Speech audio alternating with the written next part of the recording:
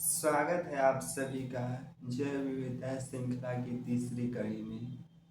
आज हम लोग बातचीत करेंगे कुछ ऐसे बिंदु पे जो प्रायः देखने में तो लगता है उसका संबंध हमारे जीवन से नहीं है, लेकिन कहीं ना कहीं जब उसका वैज्ञानिक अध्ययन या सूक्ष्म रूप से उसकी जांच पड़ताल की जाती तो उसका संबंध हमारे इसी जगत से होती। उन तमाम बिंदुओं पे हम बातचीत करेंगे। भले ही यह सुनने में लगे कि सारा जो संबंध है अप्रत्याशित लगते हैं, लेकिन वाकई यह सच है। हम आज की बातचीत का केंद्र बिंदु रहेगा कि जीवन में प्रायः हम अपने कर्म के उलझन से कैसे बचें। सुनने में थोड़ा सा अजीब लग सकता है लोगों को, क्योंकि प्रायः कर्म का जो अर्थ संकुचन है, उसकी अर्थ संकुचन के माध्यम से उसकी जो वास्तविकता स्वरूप है उसको कहीं ना कहीं हमने उसको धूमिल कर दिया है। आज हम बातचीत करेंगे कि जीवन में चाहे किसी भी प्रकार का कर्म हो, जब हमारे समझ, सोच, विवेक और यहाँ तक कि जब हमारी मानसिक पूरी प्रक्रिया यानी कि मानसिक पतन पे उसका आवेश उत्पन्न हो जाता, तो हम अपने ही कर्मों की जो मकरंद जाल है उसमें स्वयं फंसते चले जा रहे हैं। इन सब से कैसे स्वयं को बाहर निकले, उन तमाम बिंदुओं पे बातचीत करेंगे। हो सकता है कि यह बातचीत का केंद्र बिंदु कुछ लोगों को असहज कर दे, लेकिन इससे हमारा कोई ताल्लुक नहीं है।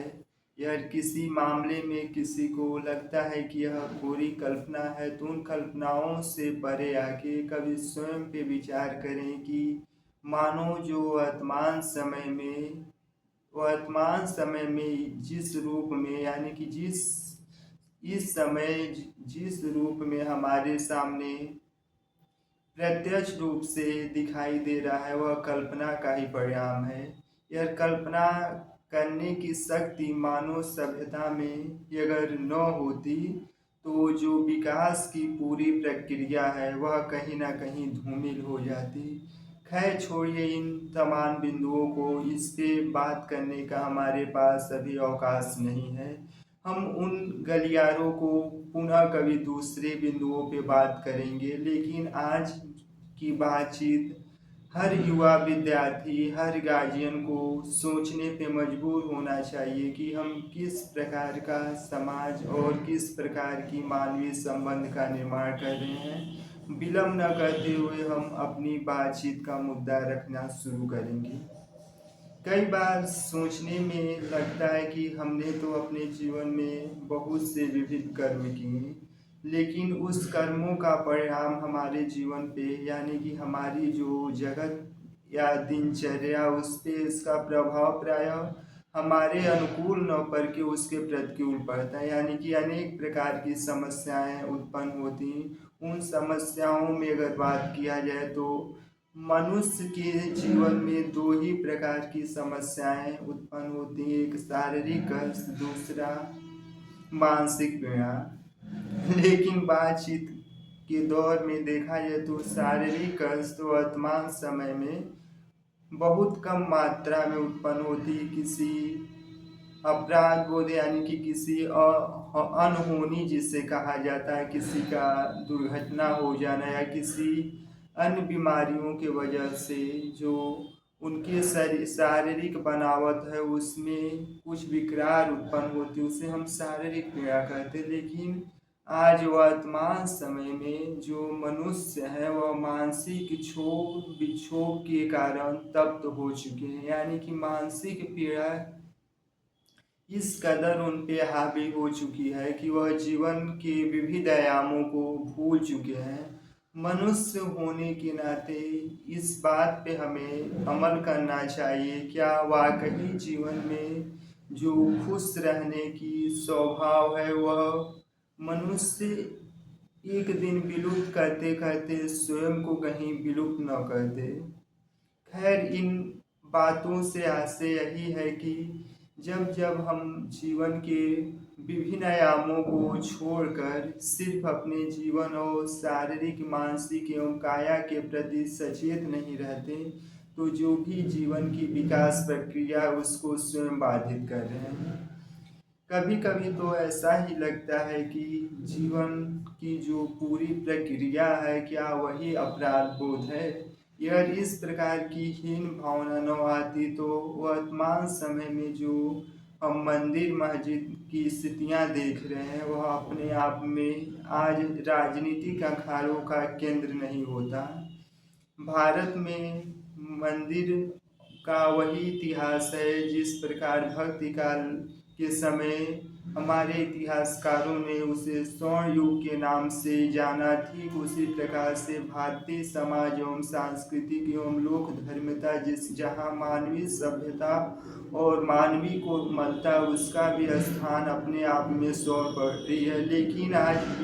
विकास की पूरी प्रक्रिया होने के बाद भी हम उन्हीं को ध्वस्त करके और उसमें राजनीतिक शक्तियों का हस्तक्षेप करके उस तमाम बिंदुओं पर अपनी असहमति प्रकट करते जहाँ पे जीवन यापन करने की एक सुचार प्रक्रिया साबित हो सकती थी, लेकिन उसका विकराल रूप हम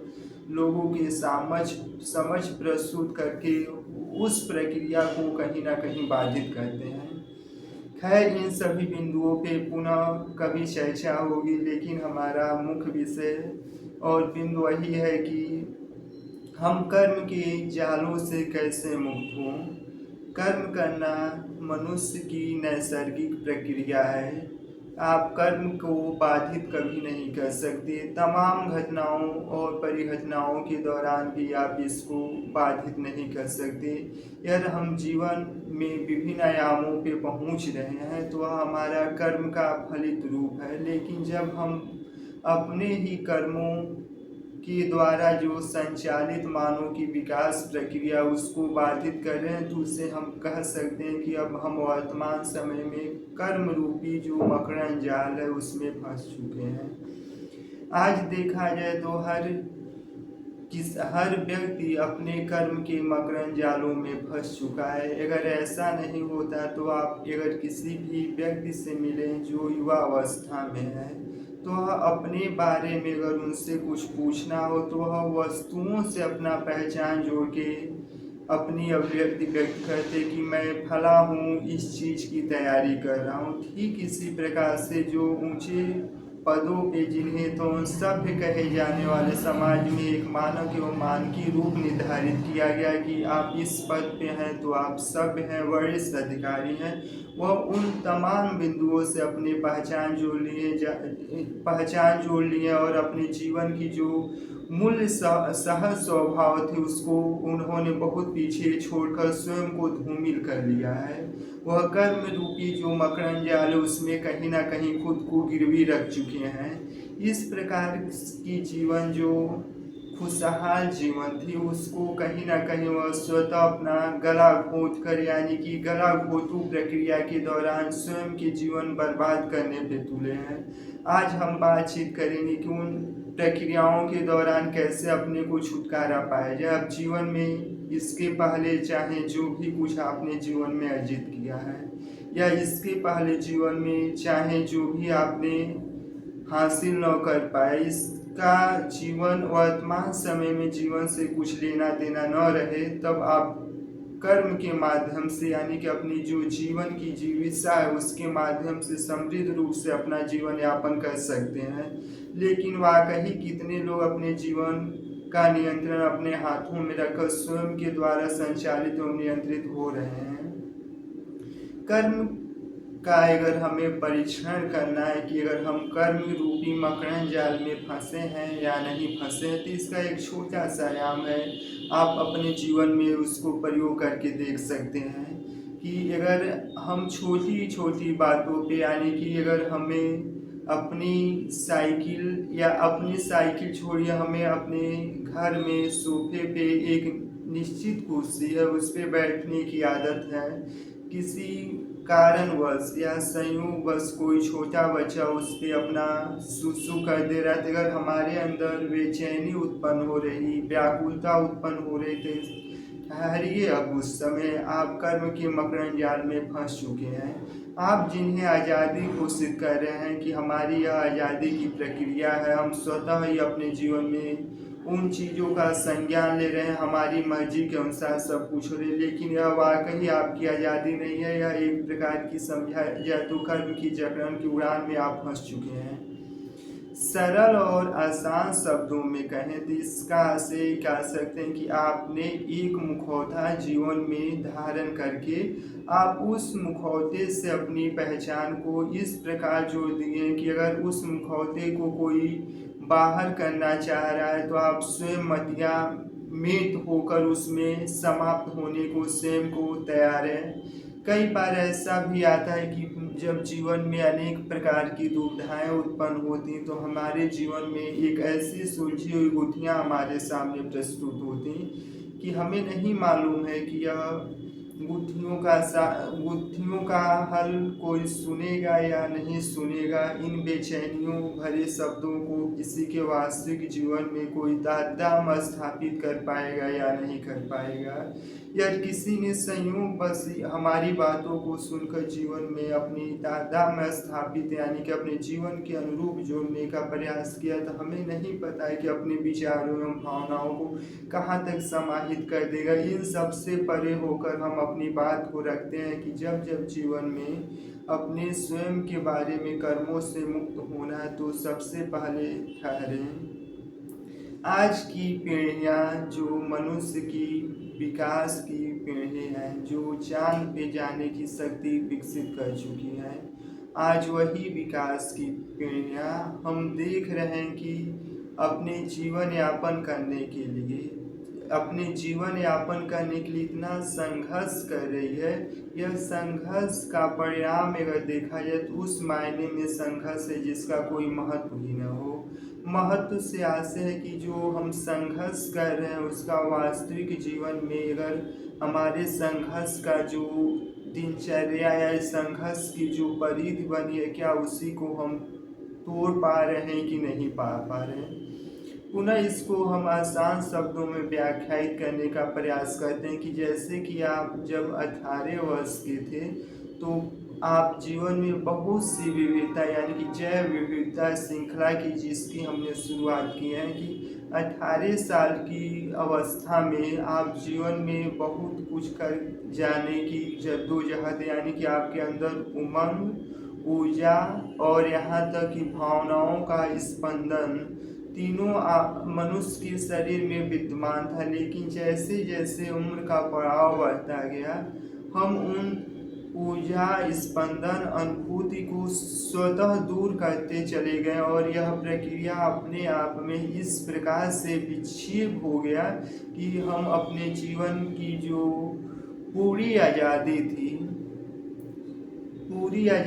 उसको कहीं ना कहीं हम स्वयं बाधित कर रहे हैं। यह एक ऐसा मनोक्षोभ और दुख एवं अवसाद की स्थितियां हैं कि जहां हम तो कुछ करना कुछ और चाहते हैं वो कुछ हो जाता। एक ऐसी स्थितियां जो जीवन की नैसर्गिक विकास की प्रक्रिया का एक समतल यानी कि सीढ़ी नुमा धरातल तैयार करने की वजह हमने उसको एक गोल चक्री का रूप दिया और घूम घूम हम अपने उन्हीं परिवेश और परिस्थितियों में फिर से पुनः लौट जाते हैं। कई बार तो सोचने में भले ही हमें मजबूर होना पड़ता है कि क्या समाज की विकास की प्रक्रिया अपने आप में इस प्रकार से हो चुकी है कि मनुष्य अपने जीवन में खुशहाल रहने की स्थिति में भी अब वर्तमान समय में खुशहाल नहीं रह पा रहे। क्या यह वाकई कल्पना के परे है? खैर छोड़िए इन सभी बिंदुओं पे, हम कर्म की जो मकरंद जाल है उन पे अपनी बातचीत को आगे बढ़ाते हुए कह रहे हैं कि अब स्वयं से ठहरे, उन तमाम बिंदुओं को देखिए जहाँ से आपको कर्म के बारे में अपने पिछले जीवन की जो अनुभूति है उन अनुभूतियों को अपने जीवन में लाएं और जीवन जीने की जो विभिन्न प्रकार की प्रक्रिया यानी कि जो जैसा है वैसा देखने की अगर क्षमता आप में विद्यमान हो जा रही है तो आप जीवन में सहज रूप में वह उन कामों को कर सकते हैं जिसे प्रायः आपके सामने चुनौती के रूप में हमारे सामने वह काम लगता था। यह विकास की प्रक्रिया अपने आप में, जैसा कि जैव विविधता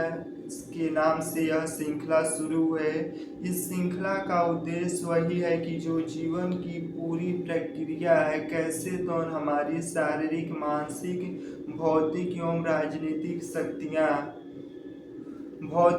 राजनीतिक शक्तियों के दौरान हमारा जीवन के विविध आयामों पे रूपांतरण की प्रक्रिया को अवरोध करती उन तमाम बिंदुओं को कैसे तोड़ा जाए और मनुष्य होने के नाते, यानी कि जो हम सहज भाव में अपने जीवन में कर सकते थे, उन्हीं कामों को लेके किया जाए। इस मायने में कोई भी पछतावा या ग्लानि नहीं होना चाहिए कि हमने जीवन में जो भी चाहा उसके अनुरूप किया। भले ही हम आर्थिक रूप से कितने सशक्त होते या हमारी क्षमता पर निर्भर करता, लेकिन अगर हम मानसिक रूप से भी क्षोभ की स्थितियाँ में हैं, यानी कि मानसिक रूप से अपने विकास की प्रक्रिया में अवरोध की स्थिति उत्पन्न कर रहे हैं, तो जो विकास की पूरी प्रक्रिया, समूची प्रक्रिया, उसको स्वयं कहीं ना कहीं हम बाधित कर रहे हैं और समूचे मानव के लिए एक विनाश का कारण भी बन सकता है। आज मनुष्य होने के नाते कभी ऐसा लगता है कि आज जीवन में देखा जाए तो जो विविध आयाम है इतने विनाश के कगार पे हुए हैं कि मानव सभ्यता विकास की सीढ़ी पे आई, जहाँ से तो जैव विविधता की जो श्रृंखलाएं शुरू हो रही, यानी कि जो हमारी पर्यावरण संबंधित मान्यता थी, वनों उच्छेदन की स्थितियाँ इतनी भयावह हो चुकी हैं कि मानव सभ्यता और जो वर्तमान समय में मौसम में अनेक प्रकार के बदलाव आ रहे हैं, क्या यह विकास की प्रक्रिया का दुष्परिणाम नहीं कहा जा सकता है? ठीक उसी प्रकार से मनुष्य सभ्यता की विकास की प्रक्रिया के दौरान जब वह अपने मूल ही प्रवृत्ति से कर जाए तो वह विकास की समूची प्रक्रिया किस काम योग्य है, स्वयं विचार करें। आप किसी भी मायने में चाहे दुनिया में जो भी कुछ प्राप्त कर लें, लेकिन जब आप सहज होने की पूरी प्रक्रिया को स्वतः दूर कर देते, यानी कि आप सहज होना ही समाप्त कर चुके हैं, तो सच्चे मायने में आप विकास की प्रक्रिया या विकास के शिखर पे होते हुए भी आप अपने जीवन में एक नाटकी पूर्वक जीवन यापन करने को विवश और संतप्त हैं। यह बात किसी प्रकार से किसी को ठेस या दुख नहीं पहुंचाने के उद्देश्य से कहा गया, लेकिन जो वास्तविक है, वास्तविकता का जब नग्न रूप हमारे सामने से प्रत्यक्ष रूपी आंखों से प्रस्तुत होता, तो ना जाने कितने बौद्धिक एवं ज्ञानियों की जो सोच की विकास की प्रक्रिया अपने आप में मतियामित हो जाती। इसी प्रकार से जैसे कर्म हमारे जीवन में विविध आयामों के माध्यम से हमारे समझ प्रस्तुत हो रहे हैं, तो उन तमाम बिंदुओं के दौरान जो हम अपनी आज़ादी के नाम पे, स्वायत्ता के नाम पे जो हमने अपनी बिंदु पे चुना था, कहीं ना कहीं उन सभी तमाम बिंदुओं को हम अपनी उपयोगिता एवं सार्थकता के द्वारा निरर्थक साबित करने का प्रयास करते हैं। और सच्चे मायनों में तो देखा जाए कि जब हम जीवन के विविध आयामों को आपस में अच्छे और बुरे के माध्यम से उसको विभाजित करके, रेखायित करके फलवनित कर रहे हैं, तो यह विकास की प्रक्रिया अपने आप में रुधिर करे कि आज हम सब कुछ जान लेने की जो बेचैनी और जद्दोजहद है, उसमें अपने जीवन की जो वर्तमान स्थितियाँ और उसकी विरूपता है, कहाँ तक हम उसमें अपनी सहयोग के माध्यम से स्वयं को उत्तेजित करें, उस पर हम अगली व्याख्यान में बात करेंगे। तब तक के लिए धन्यवाद।